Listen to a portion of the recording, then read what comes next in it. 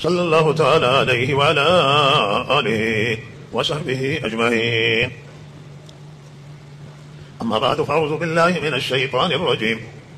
بسم الله الرحمن الرحیم. وأذن في الناس بالحج. أذن نیست، أذن هست. حالا اشکالی نداره چون خب قرآن عربی میخونه. وعلى كل ضامر يأتين من كل فج عميق.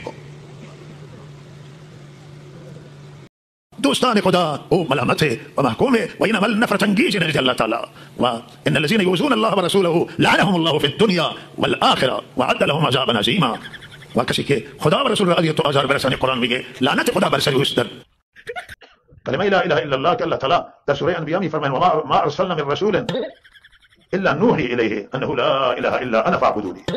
هیچ پیامبری الله نفرستاده مگر وحی کرده به سوی او که غیر از خدا دیگه هیچ معبودی نیست. یعنی اولی چیزی که خواستن توی قلب قرار بگیره و این اساس، این پایه ایمان هست و توحید و یگانگی پروردگار هست. دعوت و این عدالت هست. نسبت به همه مردم الله تعالی میفرمایند و اذا حکمتم ان تحکموا بین الناس بالعدل بین مردم عدالت فیصله. الله میگه خدا شما دستور خوب میده، این دستور حیاتیه.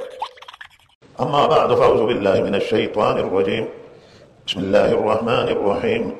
ومن الناس من يعبد الله على حرف فإن أصابته خير اطمأن به وإن أصابته فتنة انقلب على عقبه.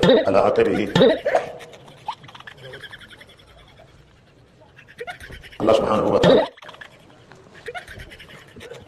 که بسیار حیاتی و مهمه.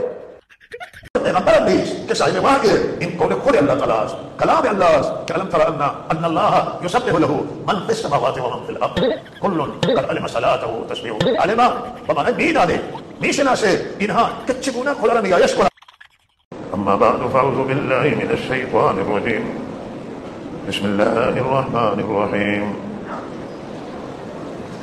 ألم تر أن الله يسبح له من في السماوات ومن في الأرض والطير صافات كل قد علم صلاته وتسبيحه والله عليم بما يفعلون.